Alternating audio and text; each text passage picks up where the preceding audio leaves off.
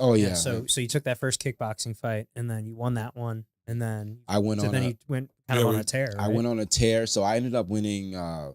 Remember, I won four stand up fights in a row. I believe it was two kickboxing, two Muay Thai fights, and then I fought for my first title in for stand up fight series March of 23, and I ended up getting knocked out in that fight. And I took another loss, and I was 4-1 in the title fight. Another heartbreaker. That one sucked for the belt. Yeah, it was for the belt. I thought I was the man. I'm like, man, just won 4 in a row. 4 in a row. I'm on top of the world. Yeah, I'm beating really good guys, and I lost the title fight. Heartbreaker. I got caught in the beginning of the second round, and I was devastated. I lost, but I had never been knocked out like that. I got my lights knocked out, and I just remember like it was crazy. I remember seeing my mom's reaction, and that was the worst feeling. That was worse than losing the fight. Just seeing how like upset she was, because like I said, I've never been hit like that. I've never been put out, and my mom she was front row, and she had to watch that. And my mom's a nurse, like she's trying to. She's like my baby. Yeah, she's about ready to jump in that ring and, tackle that boy. Go kick that guy's ass. Yeah. My friend Austin, he's a great dude. He's like holding her and consoling her, because she, like I said, she was devastated. Sure. I'm her oldest son, so I lost that one. I had to take some time. I had to take 90 days off because they gave me a 90-day suspension, so I had no choice but to take time off. I trained. Just because like a concussion protocol type thing? 90 days is what they gave me. And I just tried to, 89 days I got offered, or I offered to step in on a short notice for another title fight for stand-up fight series, but they called it, because it was not, my protocol wasn't up. It was 89 days, and I tried to I'm like, come on, dude, it's one day. But they take that stuff, as they should. They take it very seriously, and I didn't get that fight, but after that, I got back on the horse. I took a fight in Fort Wayne, Indiana, and that was for another title. And we ended up winning that one. Got my first title, and that's really what. So you went straight back to another title fight. Yeah. So, and I took that one on short notice. It was lower weight class. That was probably the hardest weight cut I've ever had. It was like 152, and it was on short notice. So what do you walk around at? About 75, 78 on my heavy days, but most of the time it's 75. And actually, I backtrack. I fought Arvin Mills before this title fight. So I fought Arvin, and then 2 weeks later, they offered me that fight in Fort Wayne. So obviously I cut weight for Arvin. Sure. So I won. I'm eating. I'm like, they're like, hey, somebody got injured. There's an opportunity for a title. And I'm like, man, a title. I remember when last time I fought for a title. So I'm like hungry to, get that belt. So I'm like, all right, let's go. I think I weighed 172 pounds, and it was the weight class is 152, and you have to make it 0.0 because it's a title fight. So there's no pound allowance. So I made it right on the dot. I was 152.0 on the nose, and I fought a really good seasoned guy. Probably still to this day one of my toughest fights I've ever had, because it was 5 rounds, and we went all 5. I won a split decision, hardest fight, short notice. And I beat a really good guy, and that's what really did it for me. I was like, man, if I can beat a guy like this on 2 weeks' notice, I shouldn't have a problem with any of these guys that come my way. And after that, I had a title fight. Then I got another title fight from a stand-up fight series. So I fought another really good guy, Team USA kickboxer. That fight probably scared me a lot, because I'm like I said, you see Team USA on a card, you're like, you automatically assume he's good. I'm like, crap, all right, screw it, let's go. So I signed up for that fight. He ended up missing weight by like 11 pounds. So holy shit. Yeah. So how the fuck do you Jesus. Yeah. So he ended up missing weight by 11 pounds, and I was like, I made weight. I'm like, screw it, I'm here, let's fight. So I'm already at a disadvantage because he's, he missed weight by a huge margin. So he looked big in the ring too, but I was like, you know what? Like I said, I beat a guy on 2 weeks' notice who had way more fights, way more experience from me, from Florida, better striking state. I'm like, I can beat this dude, and ended up beating him in unanimous decision. I won double champ. So I'm like, damn, I got a belt for each. I got a belt for each. Champ. I got a belt for each shoulder. So I'm just like, I'm like, all right, cool. This is cool. So ended up after that, I took some time off. I trained.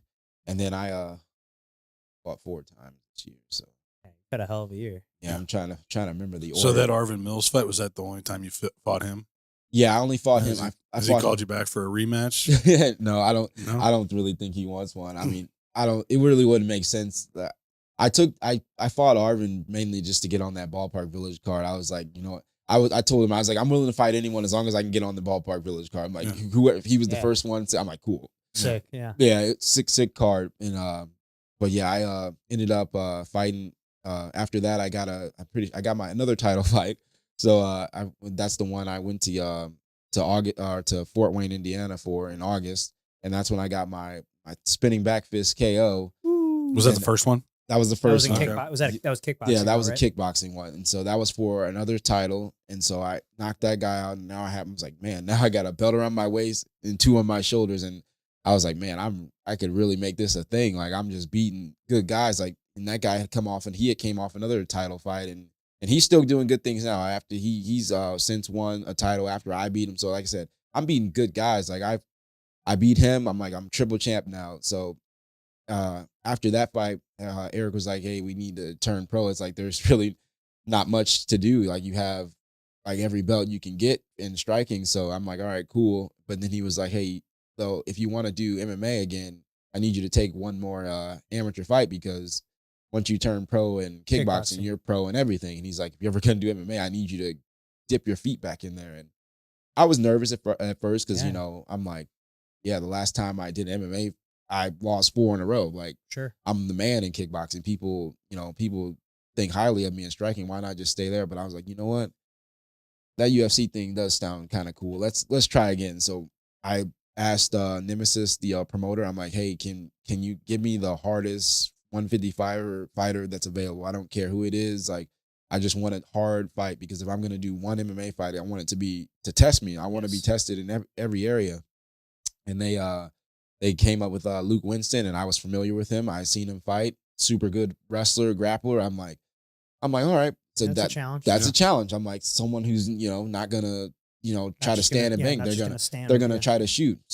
So I thought, but I started going to Revive. I started training at different jiu-jitsu gyms. I started really just hammering my grappling, because I'm like, I can grapple, but I want to be able to have the cardio for it, to be able to go to scramble with them, to move around with them. And we ended up taking that fight. It was 59 seconds long, and it was just chaos from start to finish. He came out swinging hard, and I guess he wanted to test himself against a seasoned kickboxer, and he found out the hard way that he probably should stick to your roots, stick what got you to the dance, because he started striking and throwing wild shots. And like I said, I guess I saw red. People say, you see red. That was my version of seeing red. He had clipped me, and I was like, oh crap, this is for real. Small gloves too. Like, sure. I hadn't fought in small gloves in so long. I'm used to like 10-ounce gloves, 8-ounce gloves. I'm like, that 4-ounce MMA gloves, he hit me. I'm like, well, that's a different feeling. So we start getting wild, and Eric's yelling at me in the corner. He's like, calm down, like, act like you've been there before. And once I heard that, I'm like, all right, let me compose myself, and started seeing all his shots. And I'm like, he's pressuring heavy. I'm coming off the cage. I'm like, wait a minute, this looks mad familiar. I just did this. I'm like, let me try it again. So I just let it loose, not even knowing that I would land. Like people are like, oh, you set that up. I'm like, in a way, it wasn't set up. I had been there before. So in my head, I'm like, let me just throw it. If I don't land, cool. I'll just figure something out. But I'm like, it looks too familiar not to try. So I threw it as quick as I could. And I just remember feeling that on my glove, and then seeing in the corner of my eye his body limp, and I'm just, livid. I'm going crazy. Like, this is my first MMA win in like two and a half years. Like, it was spectacular. Yeah, it was awesome. Actually, I wanted to. We might as well. We have it pulled up here. Let's just. And this happened when he says he did it quickly. You can't even see it on this. You have to watch the replay to catch it. Let's just throw it up here. Kendall just kind of walk us. I mean, it's only like 58 seconds, like you said. Let's just walk through the fight here, and you can kind of walk us through it. Hollywood. How did the name Hollywood come about? I came to the gym one day, forgot to take my shades off my face, and people were like, "Ooh, this cool guy, so Hollywood." And somebody's like, "Dude, that's a good nickname for you." I'm like, I started repeating it to myself. I'm like, that's not bad. Let's go with it. I didn't have a nickname before, so I'm like, I'm gonna go for it. Yeah. All right. So Fight starting here. Freaking out inside right now. I remember this feeling. I'm like, all right, come on. Clip me. I'm backing up. Yeah, I'm like, this is literally just going crazy. Wild shots, you look like an amateur, right? Just throwing caution to the wind. Just wild hooks. He's trying to shoot in there. Yep. Got him up against the cage here. Like there's, uppercuts. Not a lot of technique involved. This is a bar brawl right now. Yeah. Wasn't that point where your coach right. That's probably where Eric's like, all right, act like you've been there before. Yep. And now I'm locked. Now you're looking composed. Seeing his shots, still being cautious, circling off the cage. And at this point right here, I'm really dialed in. I'm like, okay, I'm just gonna, he wants a kickboxing match, I'll give it to him. Still super wild shots. Yeah. Dirty boxing. And that's his style, just pressure. I'm like, nope, block, pivot, and spin. Oh, fuck. And you jump up on the cage. So much emotion, yeah. Then you trip over the ref. I'll send this one to Murph and he'll have him throw it into the video.